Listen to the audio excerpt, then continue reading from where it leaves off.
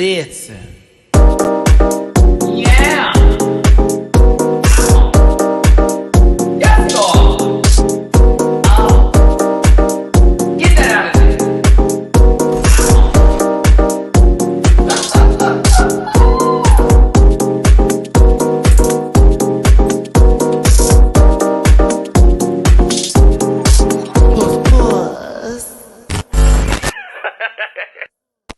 Listen. Hey, everybody. It's your boy, Matty Rants. Thank you so much for tuning in this afternoon, morning, evening, whatever time of day it is.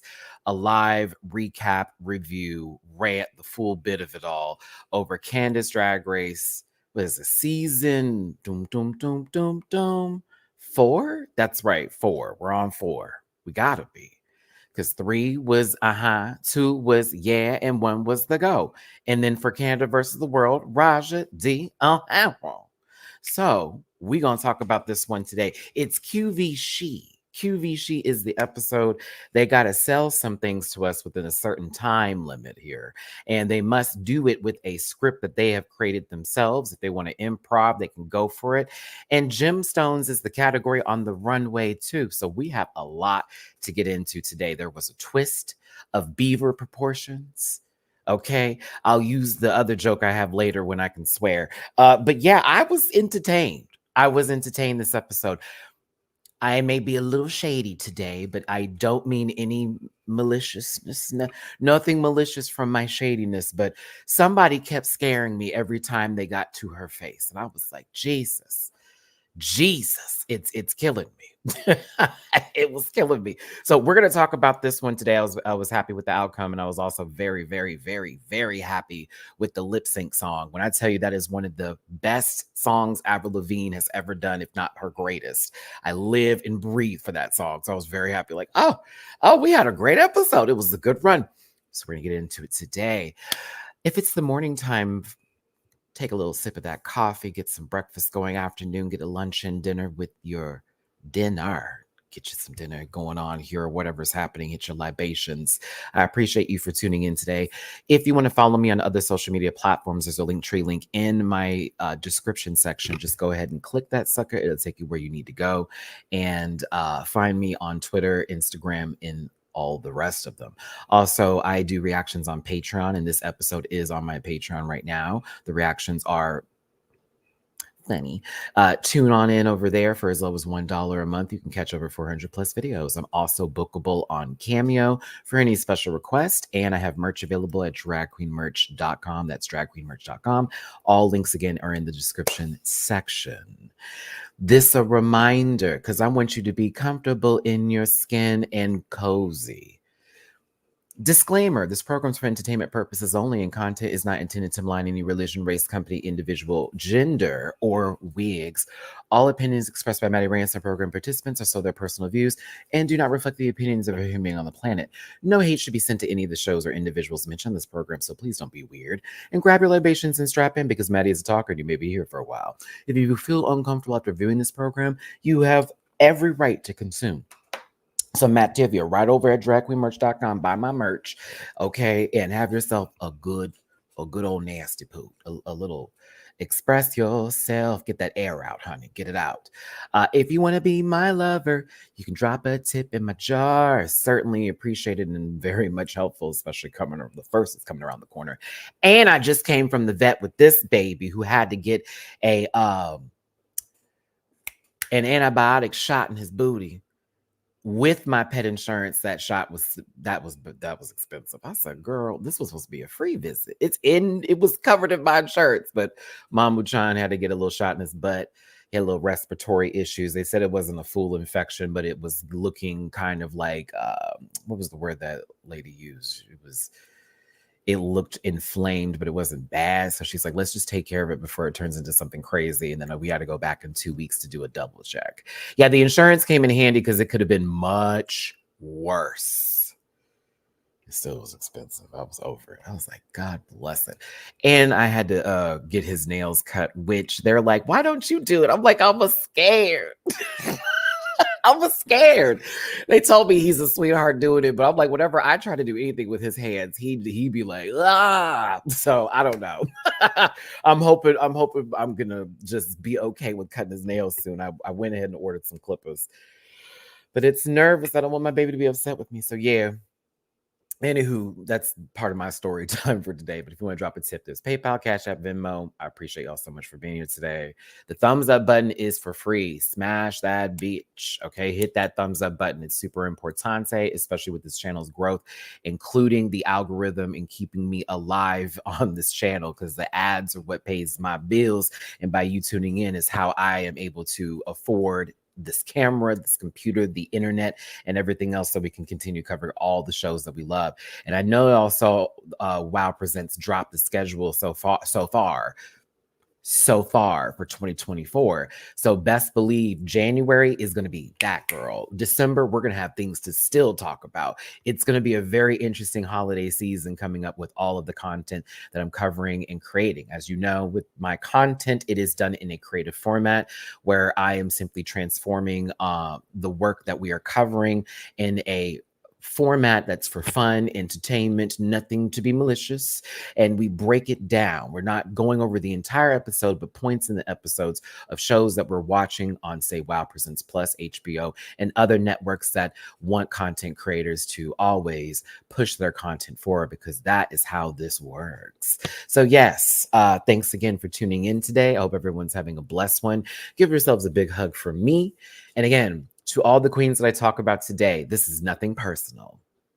I promise you. It's nothing personal. It's nothing crazy like that. You can at me if you need to on Twitter, if it's that deep, but like, it's really nothing personal. It's really not. I'm here to have fun today. There are moments where I'm going to go, oh no. And there are other moments where I'm going to go, oh yes. And it's really not that deep. Okay. So trust and believe. we can have a good time, we can shade, we can talk about this show, and we can also still respect the people who are on this program. So like I always say, once again, do not send hate to anybody that we talk about today or any of the shows. That's not necessary. This is all for fun, shits and giggles. That's it. All right. Shout out to Aurora Matrix and Kiki Co. I was gagged to see y'all had followed me on Twitter, and I was like, oh my gosh. Like, again, I love me some Kiki, and I was here for Miss Aurora, and I do like everybody on the show, but I was very gagged for the follow backs. Like, I'm not. Ooh, I promise this will not be facetious review. Well, I am going to talk about some people today. Listen, this was a fun one. The shade was there. I have different opinions of a few queens who may not have fully impressed me in the beginning, but totally, I'm sorry to fall in love a little bit now. And I'm also seeing like maybe where the season could be going. But with that being said, let's get into it. Now, everyone's happy that no one went home. That's a clear given. We don't even have to stand too long in this field. You should be very happy no one went home that week.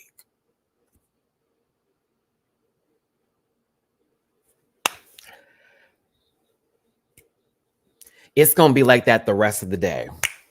It's going to be like that the rest of the day. It's going to be like that the rest of the day. Y'all give some love to Embroica in the chat. That's one of my moderators here. They do the timestamps too. They do the timestamps. So if y'all are like, this motherfucker talks too much, get to the comment section. You're in 9 minutes. You probably still here if you're there. Get you to where you need to go. But yeah, honey, when I say it's going to be casket sharp for the rest of the episode, and I want to know, because I don't dislike her. I actually like her as a person. I think she's really like genuine and sweet, even though I feel like she focuses too much on why other people don't like her or didn't want to pick her. It was like, okay, girl, you talked about this the whole episode. Calm down. You know why. You saw your makeup. You saw what you were giving. You saw the flatness of the wig. I hope she has warmed her tones up a bit, because it just be giving she's gonna be laying down the entire service and then not getting up. Well, anywho, moving forward here again, everybody, hold on. The girlfriend experience, we need to talk about this.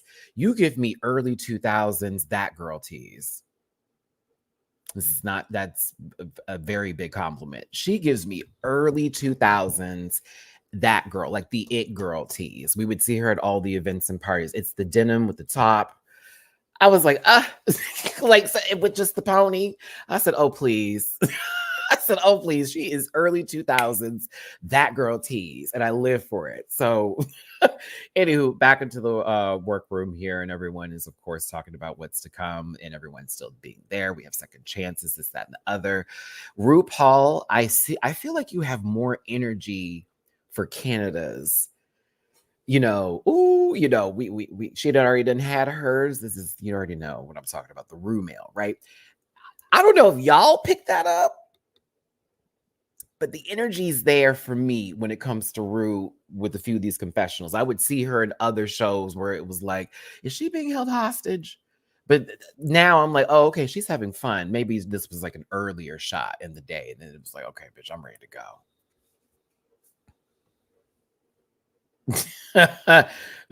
Chat, listen, we don't have that problem today, Louise, with the ipple, because I didn't see it. 1, 2, all my screenshots are definitely not on focus with that. So while Louise had just said that, here's me going, let me just make sure, because I didn't see nothing. Hold on.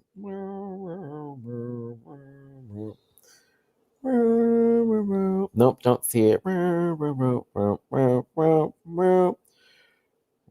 good. All right. I was like, but double check. Someone already tried my channel this week, bitch. Okay. Last week, I should say. But yeah. Listen, Brooklyn in this denim number. I'm a fan of denim. I'm a Texan. I'm always going to be a fan of denim. Okay. Gotta love the Crocs too. The Crocs were giving. I don't care what anybody says. I have a pair of Crocs. I have a pair of Crocs on right now. Bitch, let me take off my pair of Crocs. Let me tell you something. These stay on. Okay. One of the most comfortable, ugly shoes I have ever had in my life.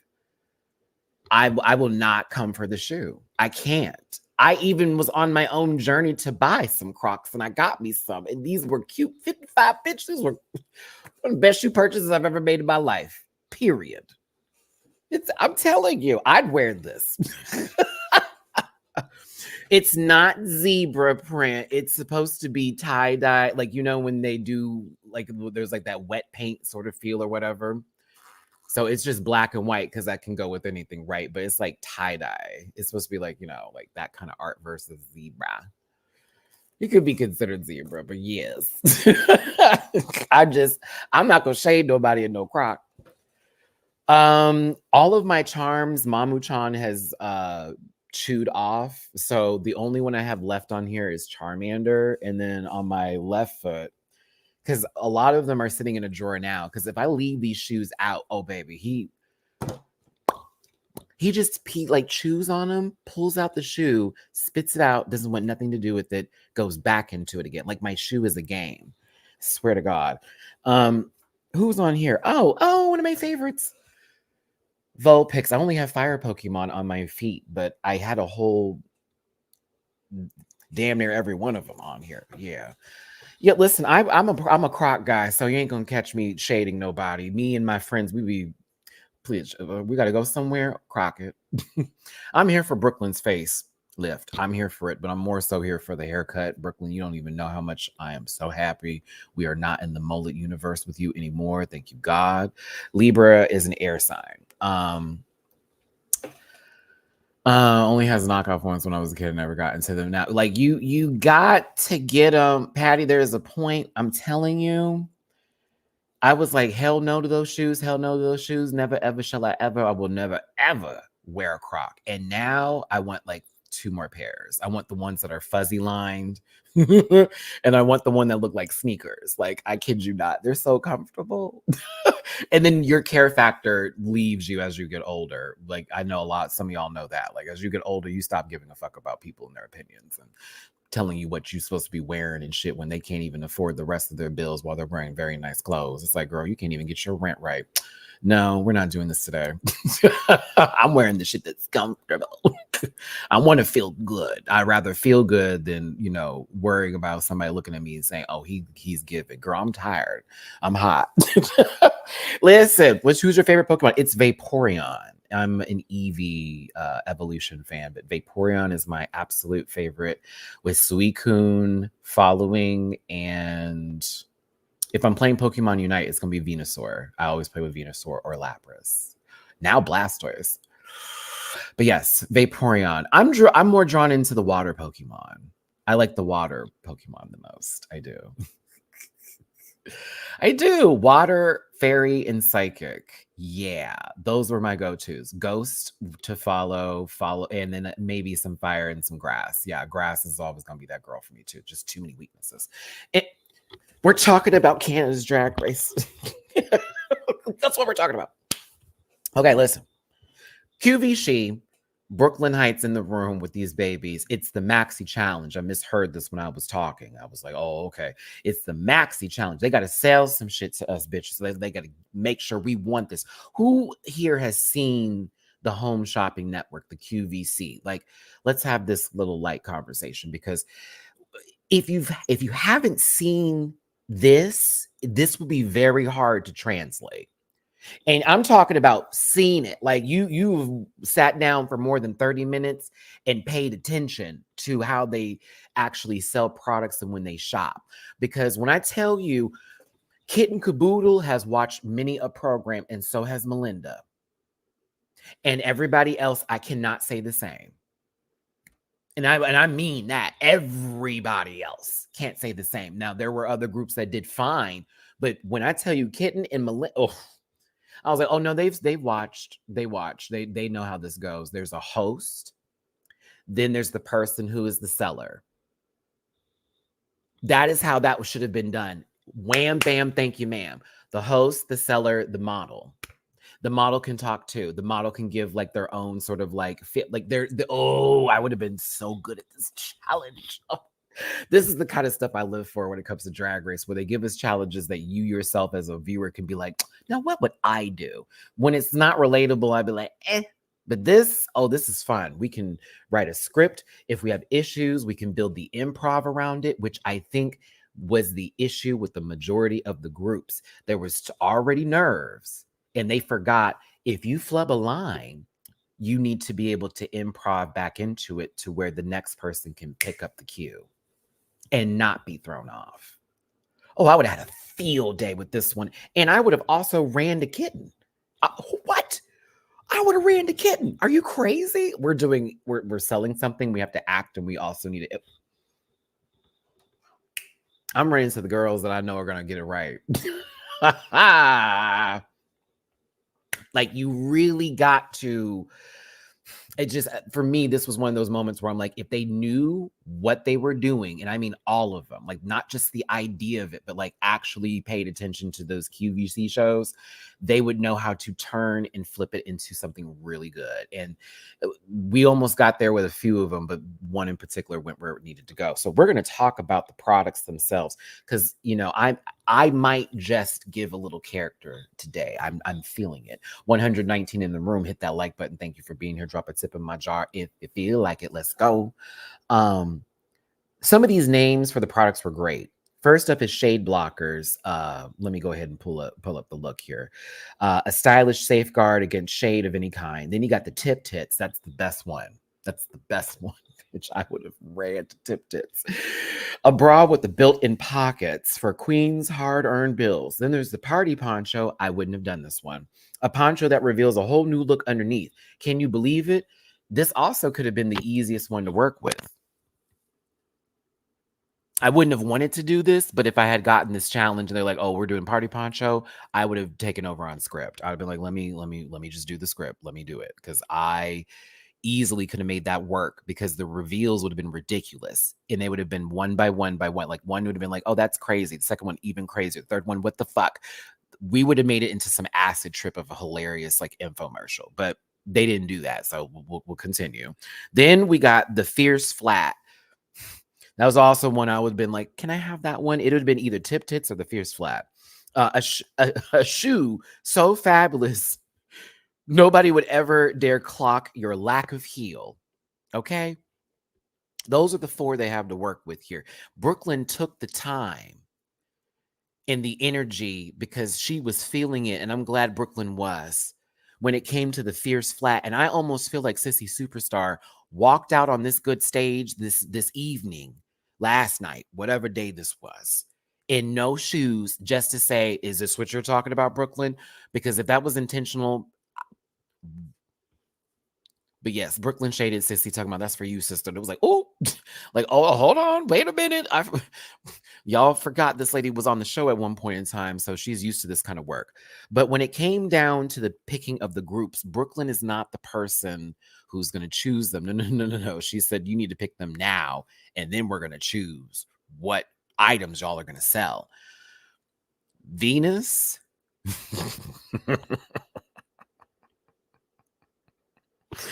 Girl, I need y'all to prepare yourselves because Venus is playing this game, and I see you, bitch. And I see a lot of fierce in her.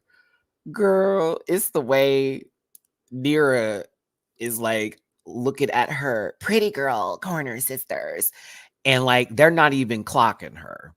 No shade. Like they were very much like, first of all, Aurora is sitting over here looking like, what?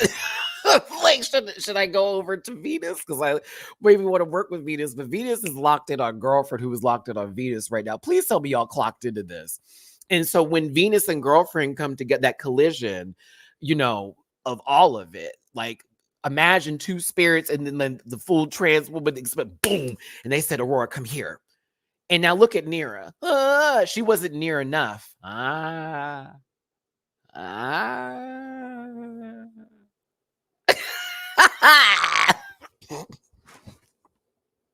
I'm sorry, it was too easy, Nero. She wasn't near enough to get into this lock-in.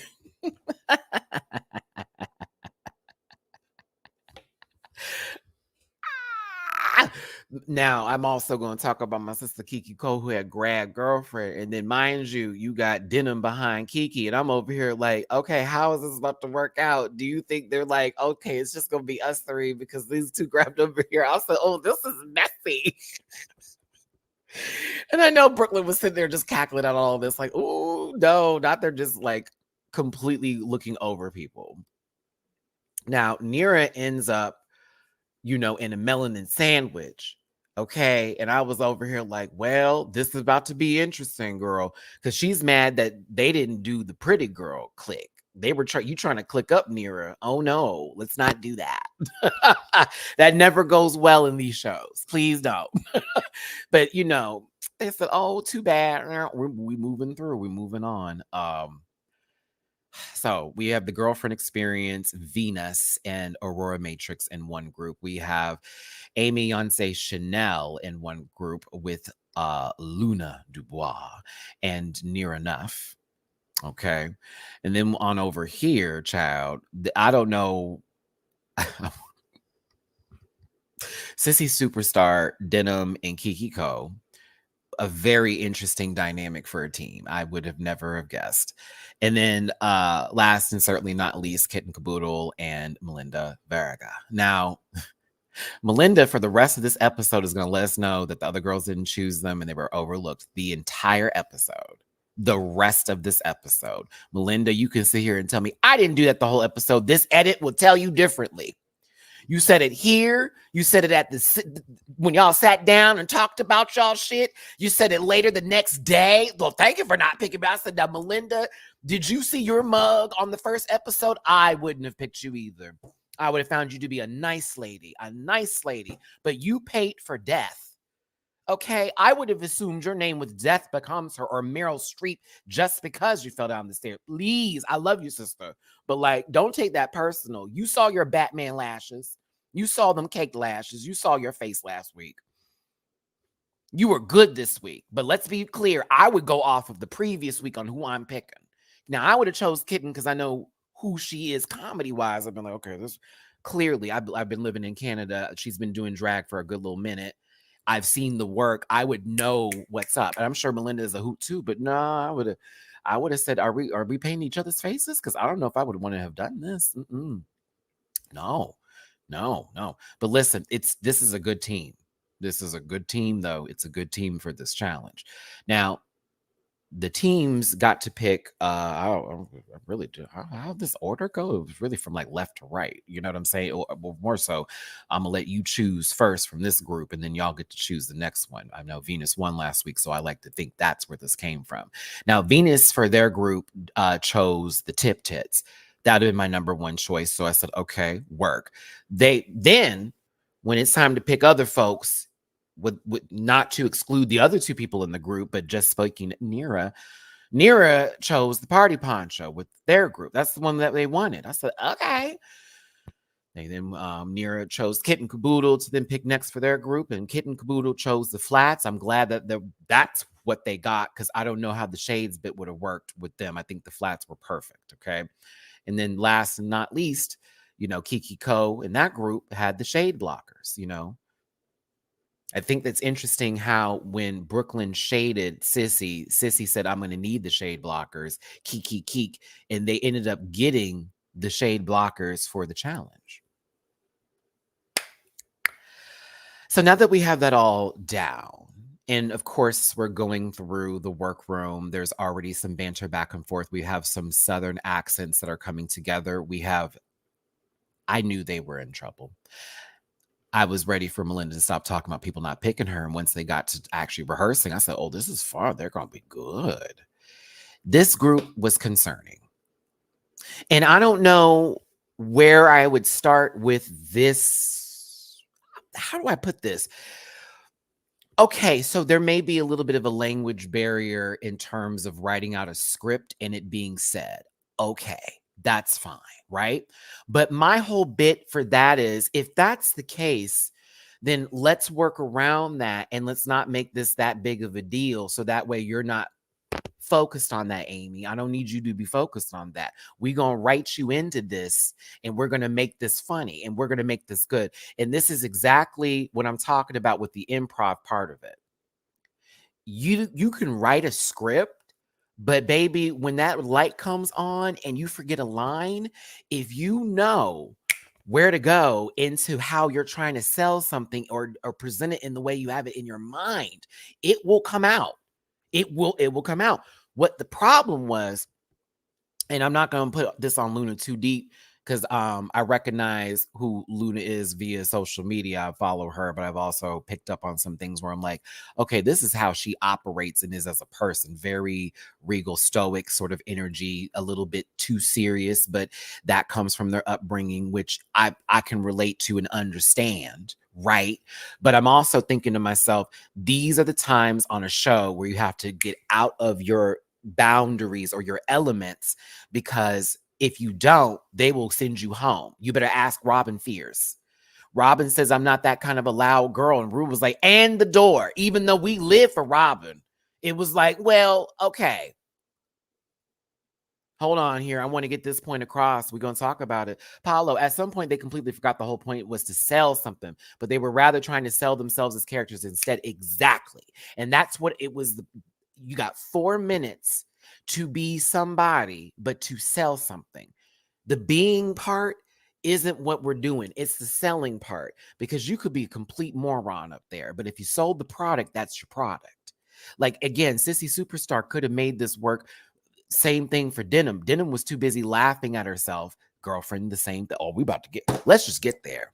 Let's just get there. Because like I liked the challenge, but I was frustrated for a few of them, because it's like, ooh, if you didn't think too hard about that, if you just let shit go, oh, you'd have been fine. You'd have been fine. You'd have been fine. You thought too deep. You thought way too deep about this, and you didn't take this serious enough. There's a lot of that was happening here. This could have been a home run for everybody. It really could have. They were. Ooh, I wish Denim also didn't focus. I'm not a funny person. I'm like, Denim. So what? Like, okay, you're not a funny person. You can be funny if you didn't try, and you don't even have to try here. You could have just literally been your goddamn self. So let me just tell y'all for the future, if I ever end up on reality TV and there are group challenges, yes, I will be taking the lead.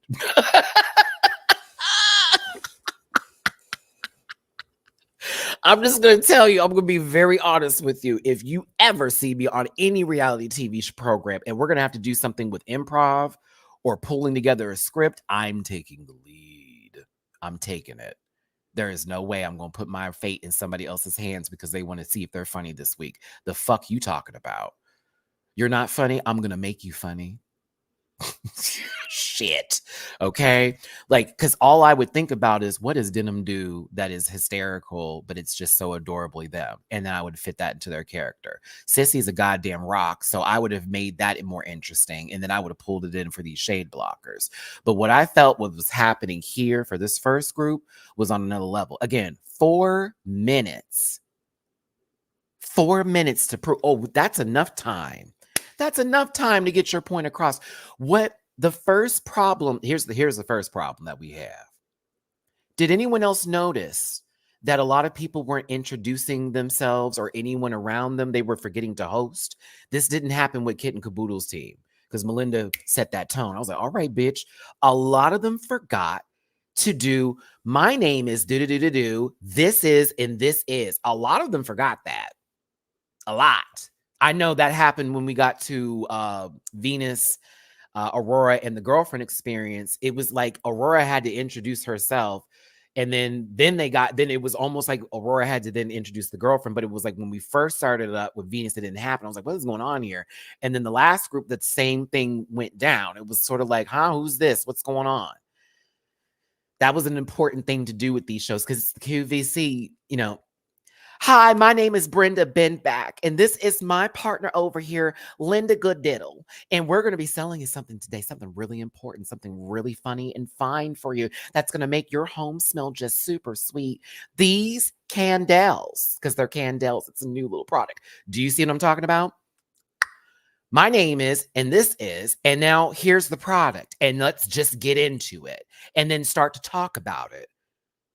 Hello, hi, is anybody home? Like what Paulo said in this chat, too focused on establishing characters directly in the moment with one take. No, baby. Because if you don't have your character down, and check this out, y'all, if you don't have your character down, there's no note. There is no note. What they can't cut and go, hey, can you bring this up a bit? Can you take that down? One take. So Brooklyn's not there to go, wait, can you run that back and try that again? Wait, can this happen? That was the issue.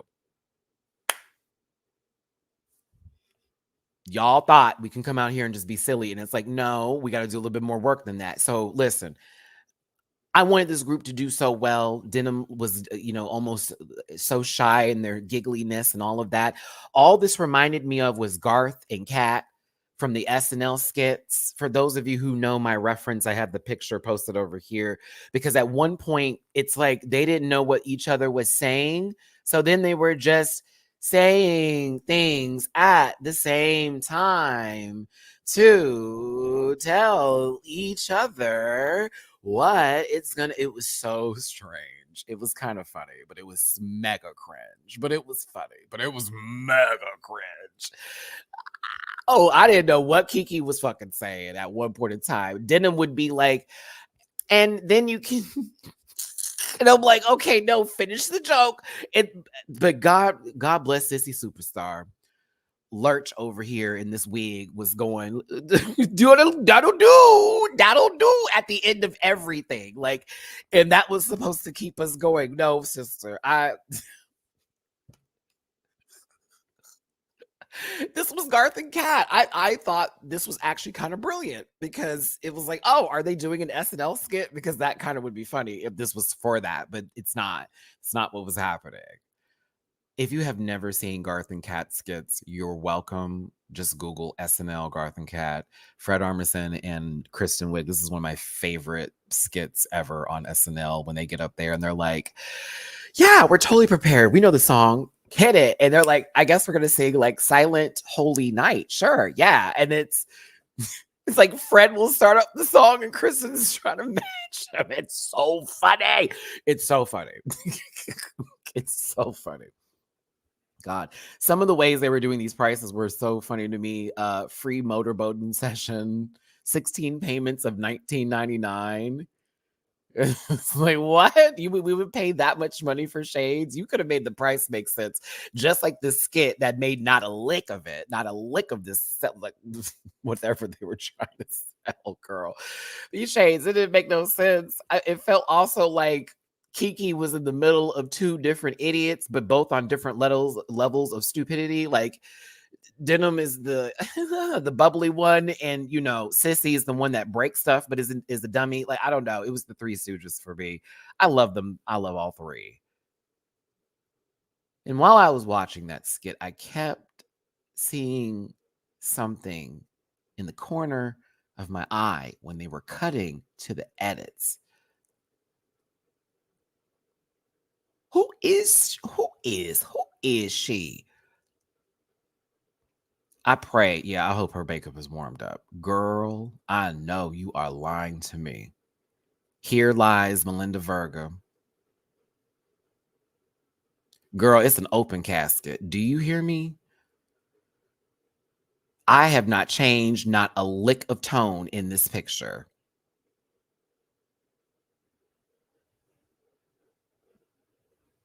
Y'all seen that movie Powder? All right. This gives me Melinda Verga about to shake the whole tables in that lunchroom scene and then go outside and stand in the rain and give us nothing. Like, I mean, woo, sister. I swear to God, this is how Candace Owens sees herself in the mirror before she says something negative about Black people that day. This is Melinda Verga as Stacey Dash on Halloween. Like, all right, we're moving forward here. I can't. I'm sorry. The best part of this entire QVC moment with this group was Sissy walking off before it was done. The time wasn't even up, and Sissy was already gone. I was like, what's happening? Terrible. It was terrible. It was iconic, but it was terrible. It was terrible, but it was iconic. We can say that. I think this may be one of my favorite challenges where it was equally bad and funny at the same time, to where I would be like, I will watch this over again. It was a lot. It was a lot. It was a lot. It was so funny. I'm laughing. See, I'm not going to show Pennywise again. I'm laughing at Amy and fucking girlfriend holding hands and doing like this cousin, like, you know what I'm talking about, for those of you that know about the cookouts. That cousin that you always grab onto when you laughing because something's so funny. That's what these two were giving me, like, bitch. Like, oh, can you imagine doing your skit and everybody over there is cackling at you and they know it's not because you're funny? Woo! Let me tell you something. I'm telling you, this look gives me like those commercials where they try to get you for skin bleaching up here. I can't do it today. Now, I would not want to go after these two. I don't know if this also played a factor into the last group. To me, it's like if you go first, you're setting the tone in a situation like this for a maxi challenge where also everybody has to see you, right? So you can get nervous from that. Going second for me in this moment would have been perfect because the first group was terrible. But if this group is good, me as third, I'd be like, ooh, like we got to follow that. Or I would pick up on the energy and be like, okay, we have to do as good, if not better. But then it's the last group that I think for me, I'm like, okay, this is going to be tough. Because if everybody did great and then we got to go and we're not like feeling it, as the last group, all eyes on us.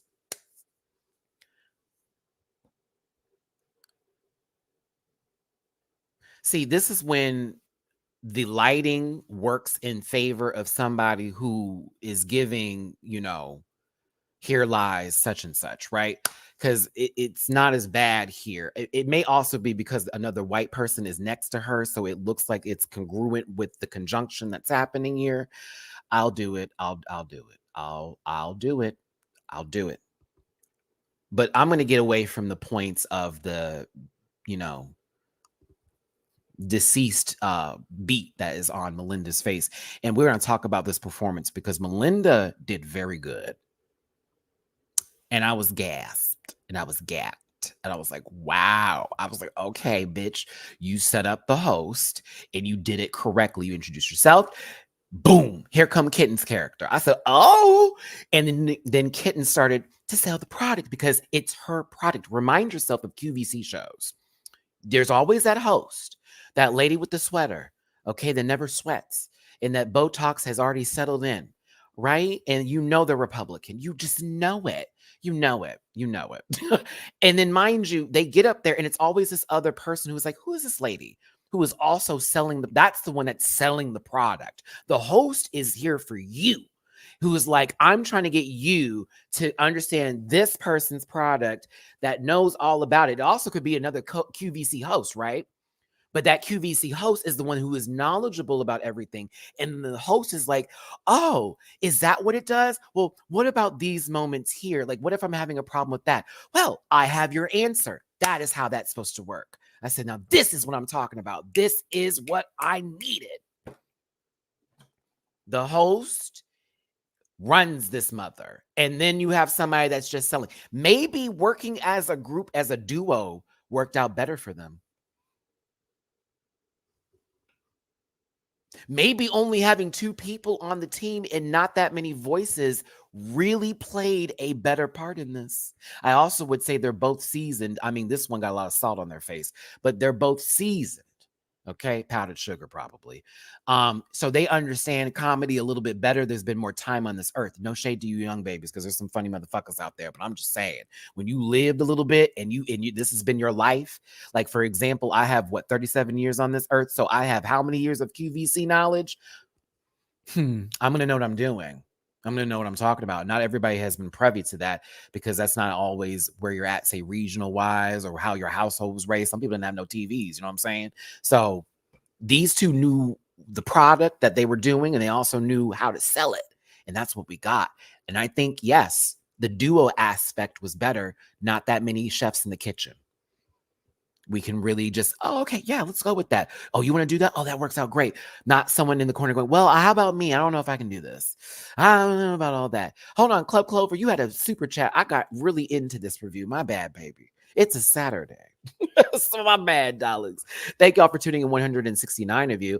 Oh, hit the like button, share, and subscribe. Become part of this Rant Pack family. Drop a tip in my jar. I'm a poor single father of 1. I am saying it. PayPal, Cash App, or Venmo. I appreciate y'all for tuning in, and thank you so much for all the love. I also saw some tips that happened after my last video yesterday, so thank y'all for the tips afterwards. Appreciate y'all for being here. Club Clover, Super Chat, love you. The way that most of these girls could have been in the bottom, how Brooklyn was not laughing their faces at the mess, I do not understand. Do you think I have a zoom in to prove that point, Club Clover? I do. I have a zoom in. I got you. I got you. So much secondhand embarrassment. I will show you that face. I promise. Promiseth. Oh, I'm like, oh, please. You want to talk about a face? Oh, I got that picture. But listen, like, God, Kitten really fucking did it, though. Like, Melinda was great, but Kitten, I wanted to buy the shoe afterwards. You knew that lady. She brought you in. She sounded warm and welcoming. All you have to do is this, and now you can get up here and tap dance. And so, okay, tap dance too. I was really here for it. I loved it. Now, Melinda quail walked. Okay. I'm not going to say duck, but she certainly quail walked. Okay. Partridge family walked, if you will. Not a duck, but she partridge in a pear tree walked. Quail, platypus, but I thought it was fun. It was good, and they were really playing into it. And she's like, oh, I can do it. Duck walk divas, slip and slide technology. Please look at this prices over here. This is so fucking funny. Regular price is $169.99 for some flats. In the next 5 minutes, the additional pair you can get is for $299.99. I kind of wish we were blessed with somebody who knew South Park references, because please, for those of you who know South Park like I know South Park, there is a QVC episode like Cash for Gold, and it has to do with Stan's granddad buying him like these jewelry items that are really not worth anything, but you pay way too much on QVC, right? And so they like spend their whole episode trying to figure out like who to get mad at and who's taking advantage of the older people that are buying stuff on QVC.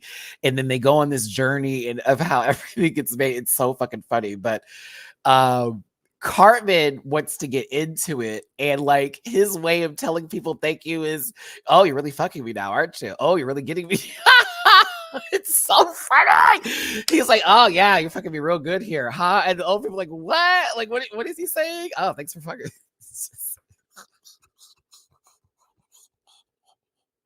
But I'm not going to talk about the last part of the episode, but it was such a gag.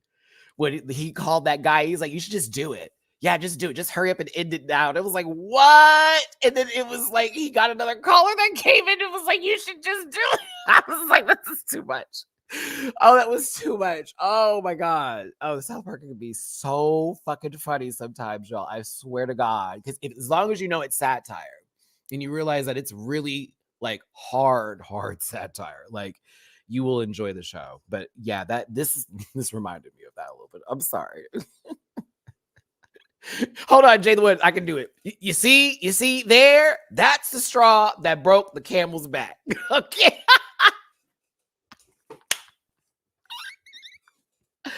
I can't.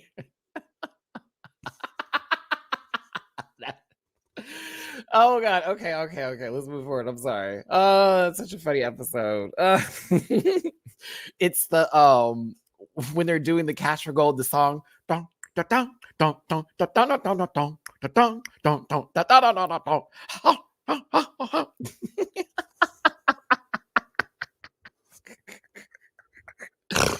sorry. Oh, when Kitten Caboodle turned that wig around, it was the customer and did it within the last 15 seconds. That was the win for me. That was the W. That was it right there, y'all. They said, and we have a live testimony. Bitch, that shit was fucking fun. Like, I'm talking about, didn't even like try to hide, just turned a little bit, shifted it, and did a full 360 spin. Like, please, no, that was incredible. Turned it, did a spin, flipped the glasses, changed the voice around. I said, come on. I said, yeah, she won this one. I don't even know what the runway was going to give, but I said, baby, that was it. Peed, honey. Peed. Okay. Now for the tits. They could have all been contenders. I will say that Aurora didn't have a lot of lines. If she had a little bit more going on, she probably would have been like someone they would have talked to on the main stage.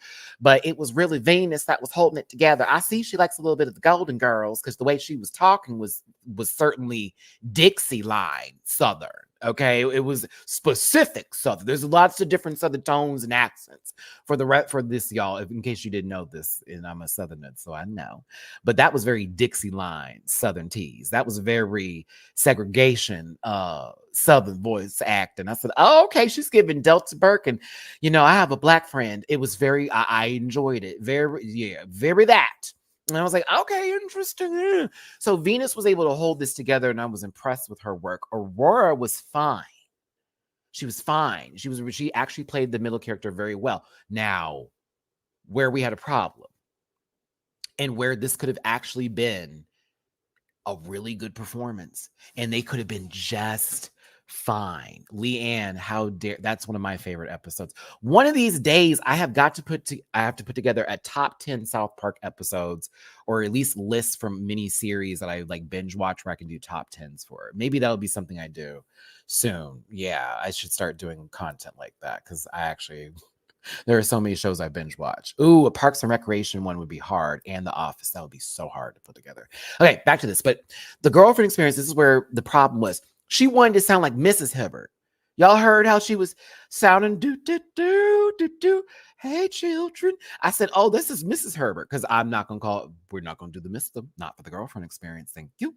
I said, oh, she sounded like that person who was gross on Family Guy that wants to get in Chris's britches. I said, Mrs. Herbert. Okay, that's what I heard. When she was speaking like this and trying to do all that,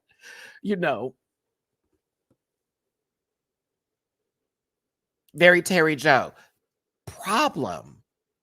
She was fine in the beginning. It was perfect. I was like, oh, they're going to do great. This is the team that's going to be up against, Melinda and Kitten. Yep, Herbert the pervert. Very that, right? I heard Herbert when she was talking. I was like, oh, this is Herbert. Mrs. Herbert. Problem. It was like her and Denim got the giggles. Like she had the giggles. Like almost like she knew her joke was so funny. Whatever she was about to say, it was so funny. Whatever was about to come out, oh, it's so funny. It's like, I'm telling you my lines. Oh my God, it's gonna be so funny. Oh, I forgot. Oh my goodness. Okay, we'll try it next time. Okay. Oh, here's my lines again. Yeah, it's so funny. I was like, oh, what's happening? Oh, I love Patty Van Booben that you have. Laura Vanderboobin's the name. One of my favorite personas from Roger. The greatest cartoon character ever created. Yeah, I felt it kind of took me out of the moment, and every time it happened, it sort of deflated whatever air was being injected into the scene. And I feel bad for her because I like the girlfriend experience. But the constant giggling was like, oh no. And it happened way too much. And it was like, oh no. Oh no.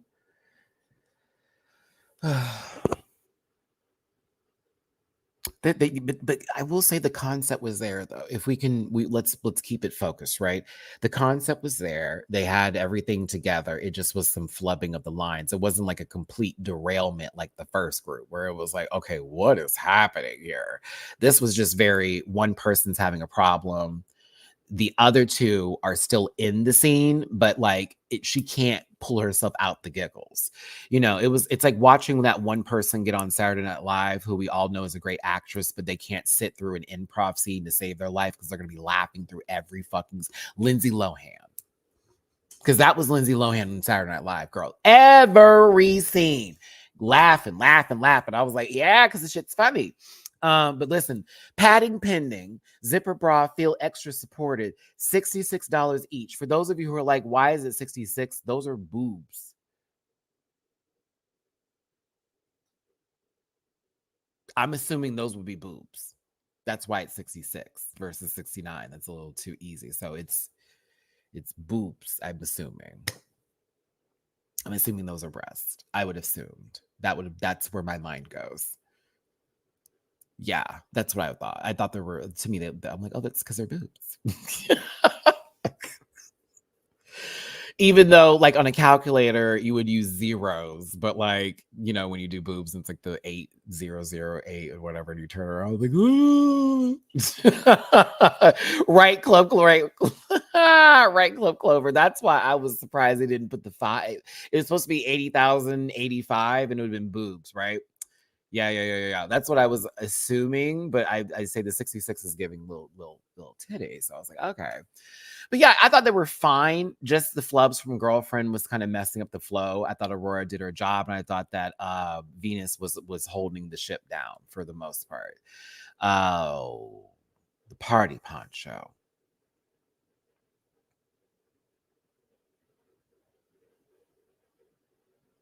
Luna, do not get mad. Sister, you gave Quad from Married to Medicine with no energy. The beginning was flat, and it was the way you start. I feel you were either nervous and you were ready to go. You were just like, like all of that kind of stuff or whatever. It was tough. It was tough. It was tough, my friend. It was tough. I wanted this to be so good. How it was not. Just very flat to start with. Now here come Nira and Amy trying to bring some energy in, but it's almost like the beginning of this was so flat soda that like it now sounded weird when we got these other folks who were a little bit more energetic, right? Because Nira was doing this and it was like, okay. And then Amy was loud and it was like, okay, what's happening? What's going on? I don't know what's happening anymore. Like Amy saying some shit about bridesmaids, and I'm like, what's happening? And Amy woke us all up, but now we're awake to see what's happening. We could have slept through this. Maybe Luna was trying to save us. Mind you, they're no longer on script. I put this on God. You can tell they're no longer on script. This was, wait a minute. When Luna started this off with fabulous, fabulous, fabulous, is it fabulous? I said, oh, it didn't even sound like that. But here come Nira doing this. Like Nira was getting on my nerves. It's happening. I was like, sister, what are we doing? Where is this going? We're talking about blocking body odor.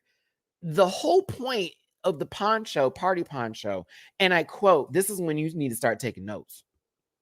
Y'all hear me? She says, a poncho that reveals a whole new look underneath. Can you believe it? That is literally the whole entire point of this.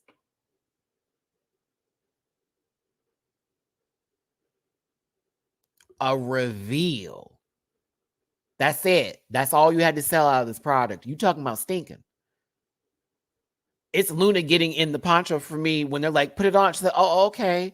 And I'm like, Luna, was that even a part of what y'all were supposed to do? I would have asked questions because it's like they're on their own improv journeys. And Luna's like, but we had a script.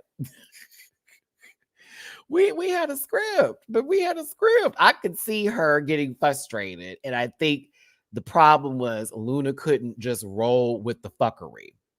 And we needed her to roll with the fuckery. It would have still been a mess, but it would have made more sense. And so now it's evident that this is not going well and this is not what was supposed to happen. And it was just fully, the focus was there. So that's why I feel like it was there. Because mind you, Near wasn't doing good either. And neither was Amy. I mean, Amy was fine, but no. It was a lot. There was nothing made sense until the last 5 seconds. And even then, that was redonkulous. Fabulous discounts keeps you covered and your odor in. So y'all wrote this? You in the script of reveals. You're like, we're going to also make this about being stinky. What? You thought too hard about this. 69 is cute, but like, y'all thought too hard about this. You should have thought less about that. You added another element to the segment that didn't need to be added. You could have just focused on reveals, and then all three of y'all did a reveal within the 4-minute time frame, and then really add some jokes in there. A little too much thought into this. Nira, you didn't even have the poncho on to do the reveal. You dead ass picked it up, put it over your head, and then flung it when the other two revealed, but it was the way the other two did it. Mind you, Brooklyn is watching this all go down. Like, what?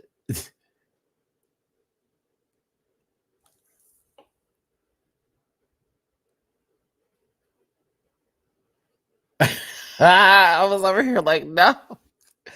And y'all, just to give you an idea, let's look, like, do I look at the clock? 4 seconds. Y'all said 5. No, baby. 4 seconds. It was 4 seconds. Could have been 3, but it was actually 4 seconds they had left. And then Amy actually giving some energy over here. Nira didn't even have the goddamn thing on. And when Luna took it off, it was like, didn't see that coming, did you?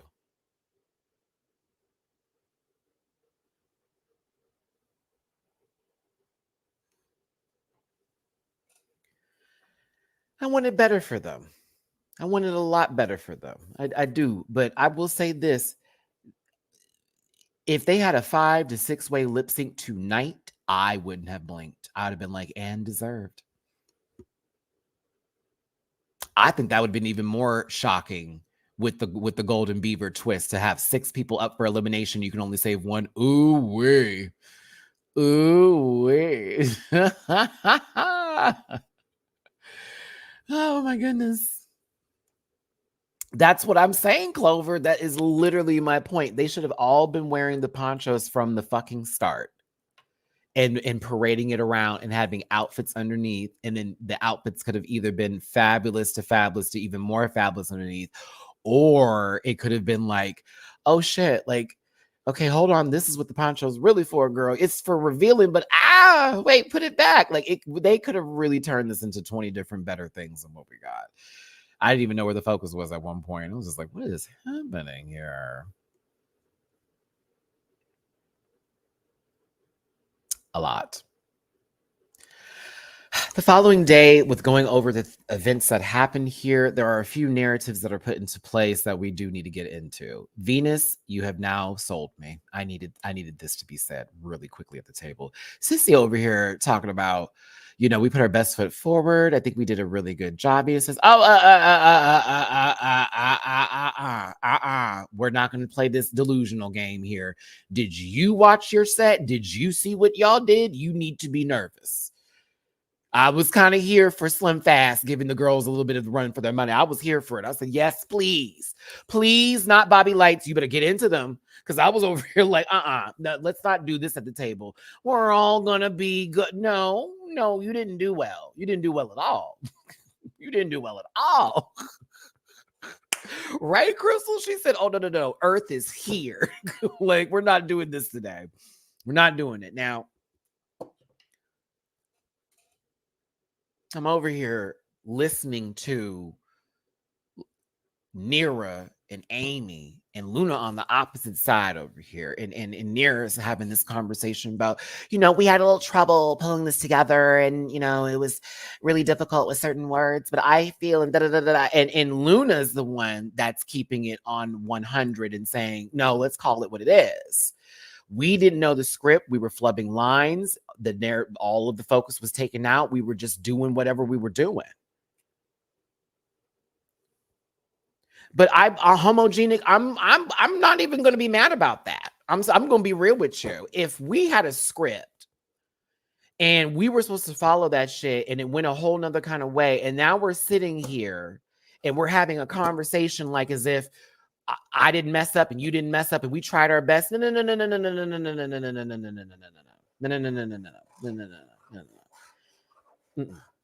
At the same time, you were also a part of that equation. It's not just they and them and like it was a hot mess from all of y'all. Real talk. So I would be mad if someone was sitting there trying to downplay us being crap. I would be, but I also wouldn't at the same time go, well, you and you and you. I don't think she was doing you and you and you. I think she did a couple of days, but it was also, we didn't do good either. I heard that when they were talking. I'm not going to knock Luna down all the way, but I say all of them were a poop, in my opinion. But like, Luna, you at the same time, like when shit goes down like that, and this will be a lesson in the future, when you're doing improv or some sort of acting, you can't just look around, everybody on mute. No, Beyonce would approve of that at a Renaissance concert, but not in this situation. Because look around, it's me and my crew, all sashayed away. Oh, like, no, that's what's going to happen. That's what's going to happen. Oh, my Lord. Did I just pull in energy and make up a RuPaul reference? Don't y'all steal that from me, too. Right, you can't shut down like that. Never. You are. That's the whole point of improv and with acting sometimes in situations. In a lot of shows that you've even seen on television, scripted programs, there are many improv moments that we don't clock. The Office has been, The Office does it all the time. Oh my God. Like, and they just keep it in the script because like, that was good. Like you were also able to still keep the scene flowing because the entire script didn't go out the window. It's like you just flubbed a line and you clocked it quick enough, changed it up a little bit, but it's still able to, I know exactly what they were supposed to say. Boom. Everybody got to be ready. It can't just be some of y'all. Everybody got to be ready. Now, we have a conversation of importance here, and I want to make sure that a lot of these points are made today, and I'm respectful of those points. So for the future, going forward, I'm going to try to utilize these things. I know many people have different opinions about the conversation that took place today about certain pronouns and ways of communicating here, including trans women that I know that were hitting me up that were talking about this, some that were happy and some that were like, now, why are we going here? But at the same time, I want to be respectful of the people that are on this show and what they want to be, how they want to be addressed. Okay. Yeah, there were a lot of, I saw some interesting takes. I also heard from a few people that I know in my personal life that are, again, trans women of color who were talking to me about this. Like, now I understand, and I'm glad someone said something to also hear, now, why are they trying to turn this into something else? And I'm like, okay, either way, as language does evolve, so do certain things. Now, I will say in issues like ballroom, that's when I'm not gonna move. Y'all can call that shit death dropping all you want, honey. It's a dip. That's where it came from. Okay, the 5 elements are complete. Let's not act crazy. That's where I'll have a conversation where I'm gonna gatekeep. But if it's like something like this, where I am a cisgendered gay man, I'm gonna sit and listen. And I'm going to pay attention, because I know I didn't like it when someone misgendered me or called me in another way because they meant it negatively, right?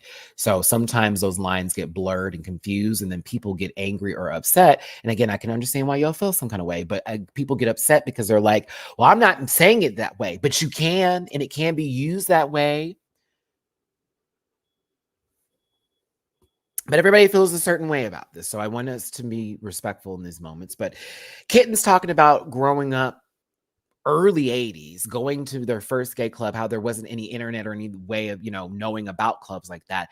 Mind you, I'm born 86. Okay. I'm not the same age as Kitty. I'm about 20 years younger than her. At the same time, when I was going to the gay clubs, I didn't have no social media to tell me where to go.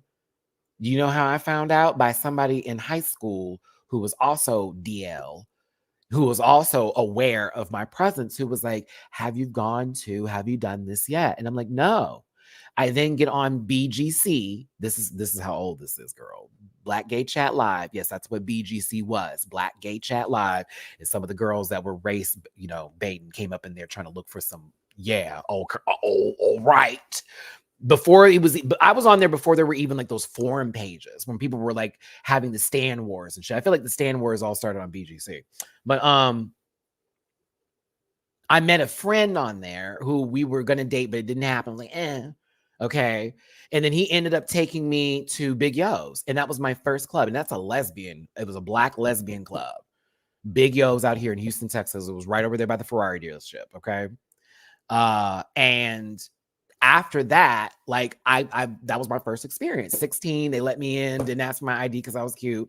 What is this? What's going on here? To where then the next club I went to, still young, still shouldn't be in there, but again, let me in, was Bartini's. And Bartini's is no longer existing out here in Houston. It burned down. It turned into some gentrified like breakfast spot or whatever, like very like only open for 5 hours of the day and all that kind of shit. It was right across the street from this Wendy's, where, bitch, I had been in many fights across the street at that Wendy's. I had seen people get in fights. I've seen the girls fight, base hose the full bit. Oh, the younger days at the clubs, and just, I don't do that shit no more. But like, yeah, like I still remember my experiences and how I got there. And how I got there was not like via Twitter or like this thing is there. I was on like a dating site trying to find my people in my tribe, and I was some kind of way I was able to get in there. I was able to maneuver through, and then I developed relationships with people, whether they were good or bad, and it just happened from there. But yeah, so and then mind you, it wasn't like I just went to the black gay clubs too, because my first white gay club out here was South Beach. And I'm saying it that way directly. And I know you're probably like, why are you saying it that way, sweetie? I live in the South. I live in Texas. Okay. If you were to talk to people about urban and stuff, they're going to do black and white clubs. That's exactly how they're going to address it. So before someone clocks and checks in, sit the fuck out on that one. Okay. I'm very much describing this how it would be, because the majority of people that are there are going to be that. And there's a dress code normally in place because they don't want people to come to said clubs because they say it promotes violence. No tank tops, no t-shirts, no sneakers, that kind of shit. So yes, forgive me, but no. So that's where that's coming from. Anywho, I'm going to give you all some history here. And it's not even like the segregated choice, because there's still going to be people that are in there of color, but it's like, again, what is the music geared towards? What kind of sounds are they playing? Because if they're not playing R&B and hip hop, it is geared towards a certain group of people. And that's just the truth. Versus when you get to another club and they sort of mix it up, then it's different like that. There are also clubs that you can go to where it's like everybody go to. There are clubs like that out here now. Everybody go to that club. Everybody there. There's everybody there. They play all kinds of music in that one. Different strokes for different folks. Sometimes different floors play different music. They have certain nights, all that kind of stuff. Very much that. So anywho, like I'm over here like giving like history lessons and shit. Dark Aeon, they still say it, baby. I'm so serious. It's still a thing all the time. There's specific nights where certain music is played and certain groups of people they want to come in the club and da da da da da. It's very much that. So listen, so Kitten's talking about their experiences, you know, with their first gay club, and then they were talking about having trans women being their first experience with drag. Same here. Black trans women first experiencing drag queens perform. Tommy Ross. I'm seeing people like Chevelle Boom Boom Brooks, who is, you know, sister to Sasha, mother to Jiggly. Jiggly, my sister. Wow.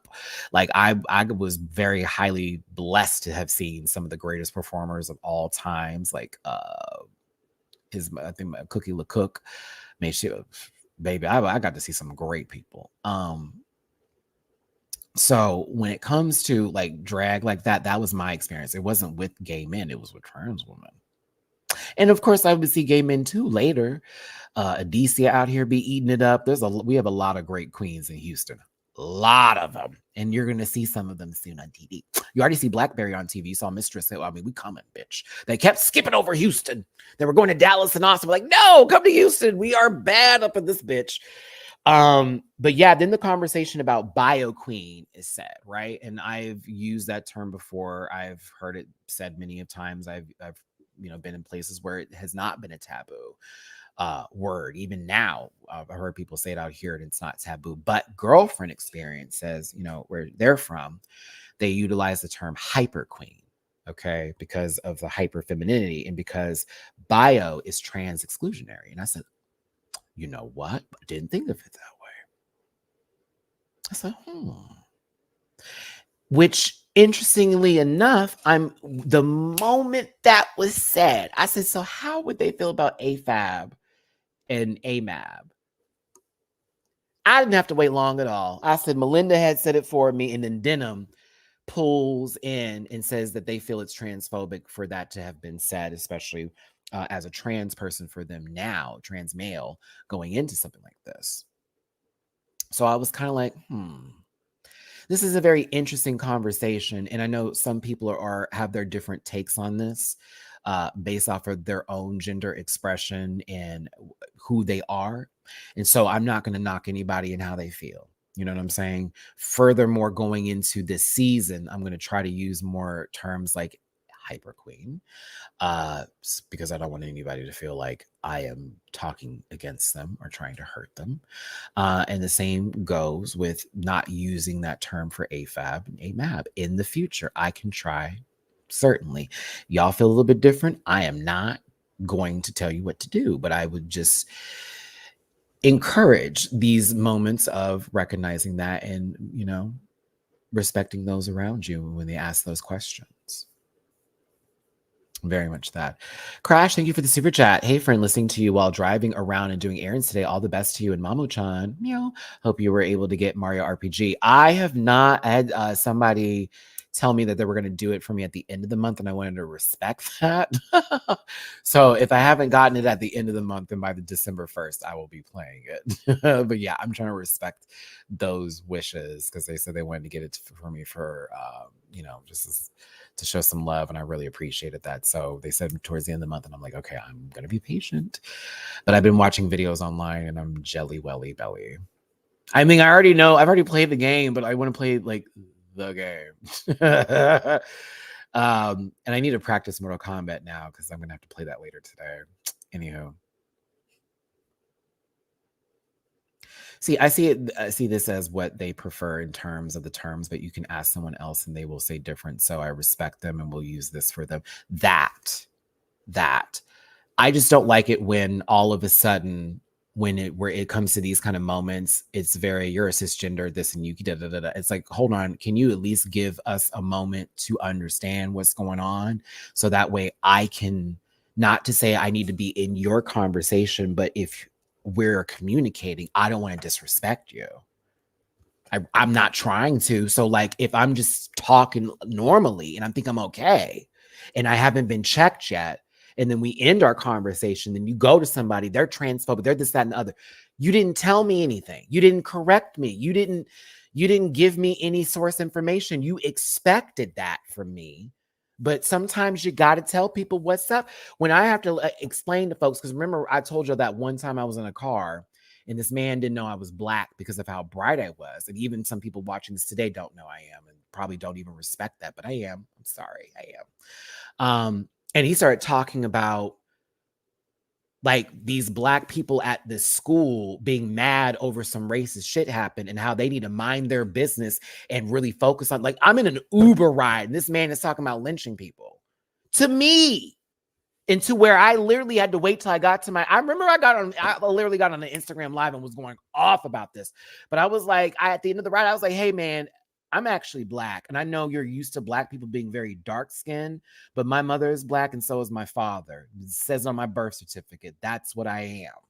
And you just had a whole conversation with me about Black people having too many opinions at a school when there was racist terminology used in said school. And then you got an attitude because they were celebrating Black History Month and they wanted to take Martin Luther King Day off. And you thought that was disrespectful for white people. What about all the good white people? This is a whole conversation in an Uber ride with me. And I'm like, this is insane. Like, this is insane. Insane. And he immediately, oh my God, I'm so sorry. I had no idea. I said, but you shouldn't have even had that on your breath when I got in the car. That should have never been on your spirit. You had to tell a stranger who you thought was like you and have a conversation that you felt comfortable in till you found out I was not, and I'm actually Black. And oh no. I got my money back for that Uber, by the way. I don't know if that man was let go from there, but like, I will never forget that shit. And that happened when I was transitioning through Houston back to Vegas. For those of you who remember, when I came from LA and I was in Houston for those months before I went to Vegas with Alex, that was literally around that time frame. I'll never forget that I mean, he just sat there and I wish I had my voice recorder, but I was just like, my blood was boiling. I wanted to fight. I wanted to fight him so bad. I wanted to grab him while we were in that car. Bitch, y'all don't even know. I wanted to snatch that man and make that. I was ready for a car accident. Joyce, right. I remember I had gone on Instagram and was just, I was going in Target. I was going in that Target. Like, I was so angry. But it's in those moments, again, you don't know who's around you and who you're talking about and all this kind of stuff. And if you want to sit there and say that you're progressive and you have, these sort of ways and opinions and things like that, I'm like, okay, well then listen to the people then. And then also for people who don't want someone to misconstrue or to, say something that could be offensive to you that probably will maybe be said, or even just addressing it early. I always take those moments and I'm not going to roll my eyes. Girl, she wants me to say what? I'm not that kind of gay. I'm way past that, to be honest with you, way past that. So I'm like, what do you want me to say? Okay. If I say it wrong, or if I'm wrong in any moment, or if anything comes out like I've slipped or whatever, correct me. I'm not going to take it offensively because y'all know my trans non-binary friend Bleeker, who I do reactions reviews with. When I met them, they weren't trans. Now they are. You know what I'm saying? In the non-binary scale. So I've had to learn to adjust to that with them.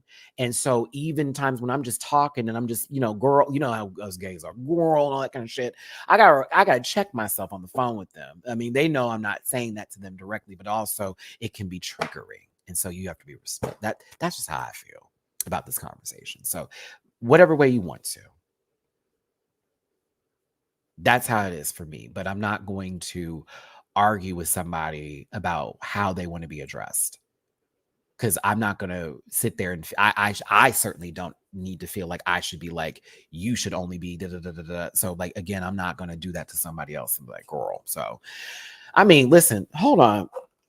I said one thing about Canada, y'all be talking about some shit, like some really deep stuff sometimes. And I be gagged because then we got into a conversation about people not even knowing where they're from or where they're living at in Canada. Because some people are immigrants and some people, are, transplants that came out over there.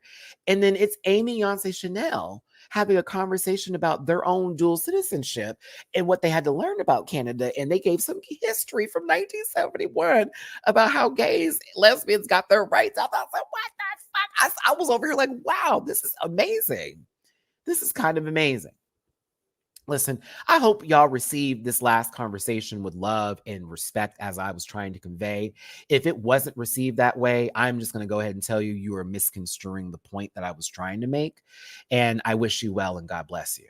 So I just want to be clear of that, because anytime somebody gets into this sensitive shit with me where I'm like, no, we can have these deeper conversations, but you're going to have to hear the hard stuff too.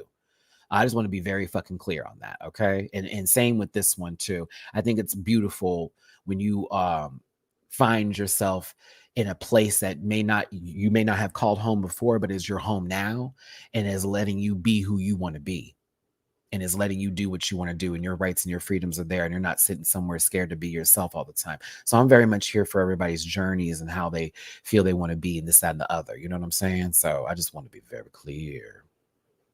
Very clear. I've seen the one out here. It's a lot. It's a lot. One more time. It's a lot. So shout out to anybody that is currently trying to find citizenship and is in a different country right now, whether it's America, Canada, wherever you're at right now. I wish you well and good luck on your tests and wherever you want in your life. I'm dead ass on that, because baby, you see what's happening across the pond and over in different parts of the world. Like, everybody doesn't need to be going through something like that, or anything, or any kind of anything. And there are also certain things that are taking place that are not on the news, that we're not covering. And I wonder why. You know what I'm saying? So like, because it's not just them two right now that are doing that. There is also something going on in Matthew. Focus. Focus. Because bitch, I'll be over here like, y'all act like this is no, let's not do this. Like, let's not do this. Better yet, go watch Hotel Rwanda, and then you come back and have a conversation with me before you talk about all that kind of stuff. And that's still happening over there, mind you. Congo, Natasha, yep, like there's a lot happening. So, and it's a lot of stuff that you don't see, like, at all.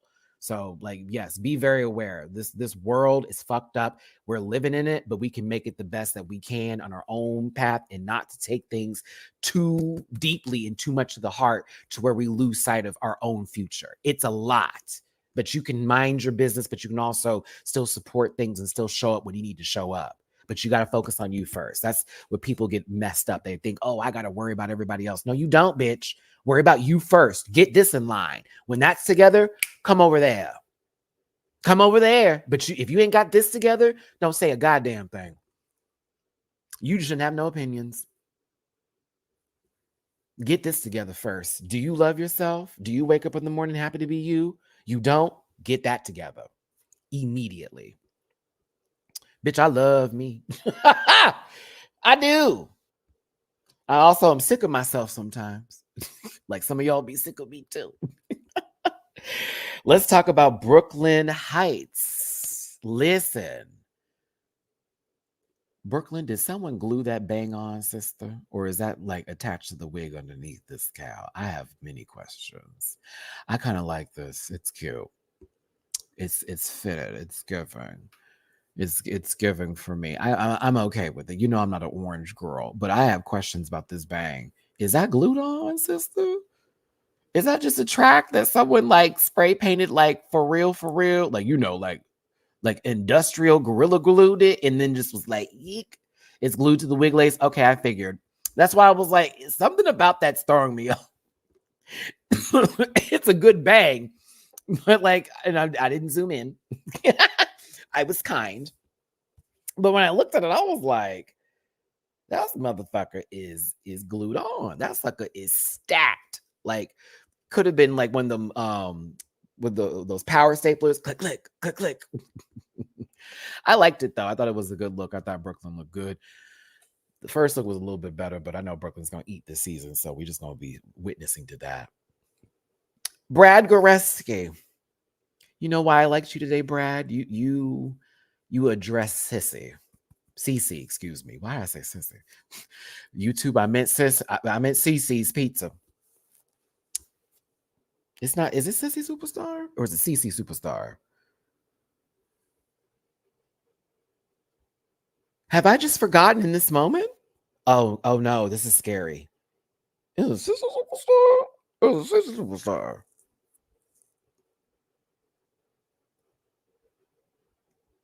Sis E. So it is sis. Oh, okay. Why I say CC? Oh, well, we won't have to say it that much longer.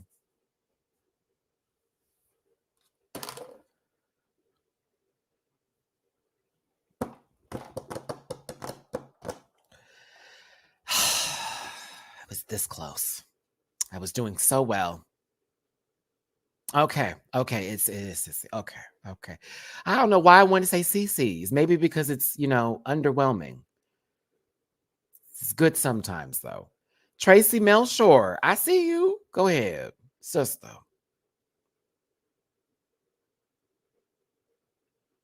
This is what I want to talk about. I am so proud of this bitch. I am so proud of this bitch. Raja O'Hara. D. O'Hara. Don't forget the Davenport.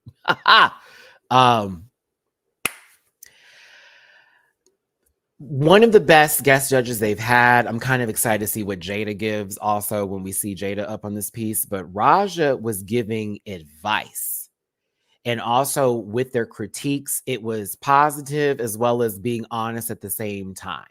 This is our winner. I'm kind of mad they don't have that title underneath there. Winner of Canada versus the World.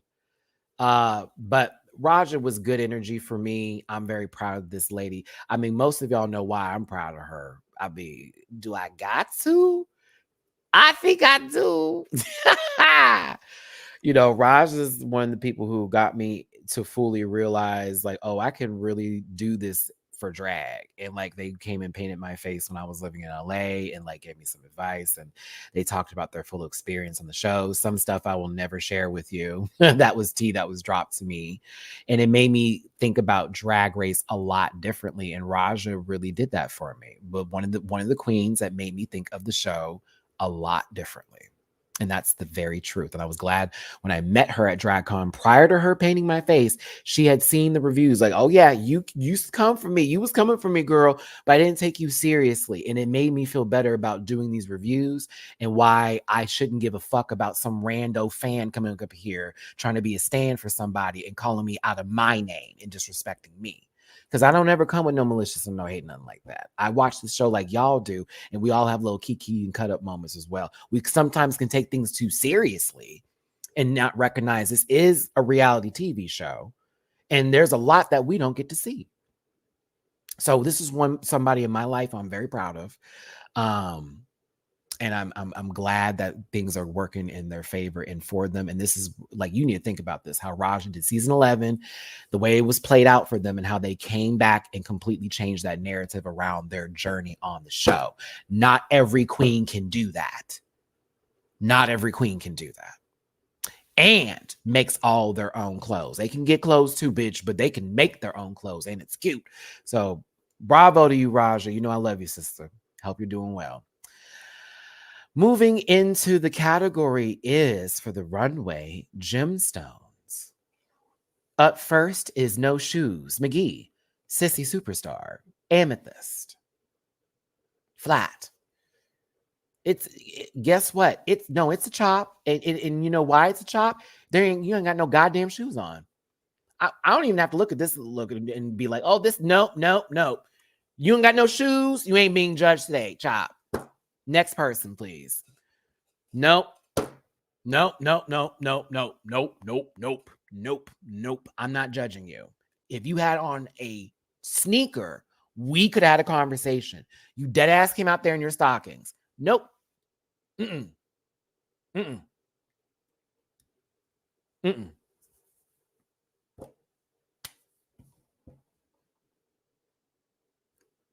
That's crazy to me. Like, that's crazy to me. I'm like, I'm wait, what? You didn't have no shoes, or not a flat, not a ballerina slipper, nothing. Oh my God, get out of here. Now, Kiki Co, eat, bitch. P system. Now, I saw the colored emerald more than the emerald stones, but that could just be me like driving a little bit too deep. I think the earrings had the emerald in it. However, this look is puss severe up in here. I want it. I want it. I want it bad, girl. That dress is everything. Makeup is right.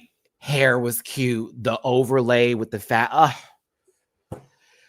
The structure, the detailing of it, it's fire. It's puss. It is that, girl. I live and I breathe. I live and I breathe. Yeah, some of the girls definitely took the color of the gym rather than having the gym itself adorned. Yes. I clocked that too. I was like, that's fine. That's fine.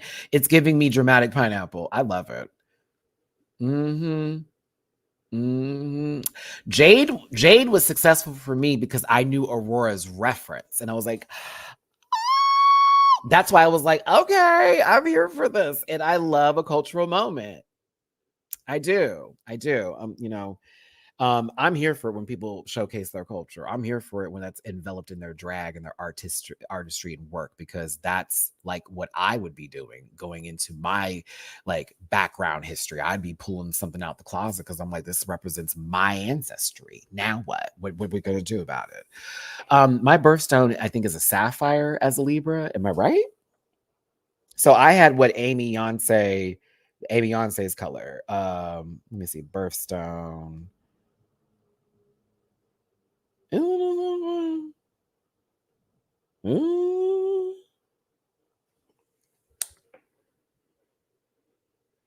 Oh, there's more birthstones. Wait a minute. Hold on now. This is different.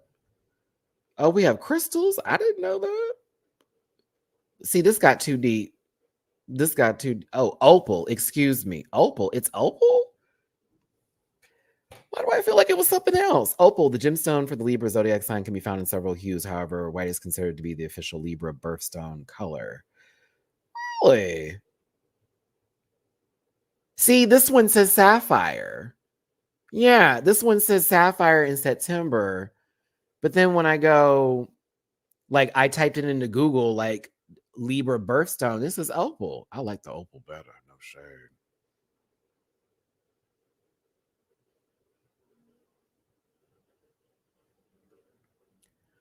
Crystals for Libra, opal, aquamarine. I guess that's just for, like, the emotional scales and all that kind of mess. That's very interesting. I was always told it was sapphire was September, but opal's that's kind of. Oh, I'll do a lot with opal. Baby. That I could do a lot with.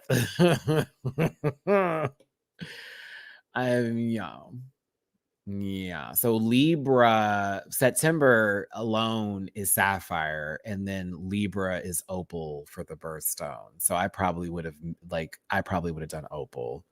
Sapphire would have been good too, though. Either one of those is really that girl. Like, I don't know. I don't know. Maybe that list or whatever was saying that for October Libra, since Libra does fall within September. Okay, so then mine wouldn't be opal. It would be sapphire then, because I'm a September Libra. This sucks. You October girls get everything. I'm kidding. Okay, but no, I think this looks really good. It's a great outfit.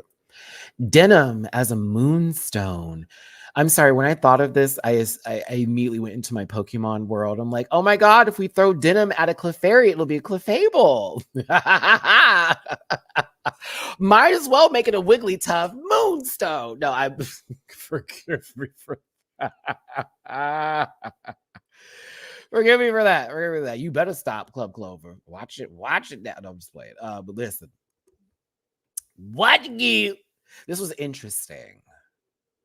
I don't mean that in a bad way. I was enamored with this look. I thought it was really cool. I thought it was very interesting. I was like, like, what is this? But I don't care. It's like bubbles. It felt like the moon underwater. I don't know. It was a lot, but I liked. Why were the teeth fucked up? She had a teeth full of moonstones. I was like, okay.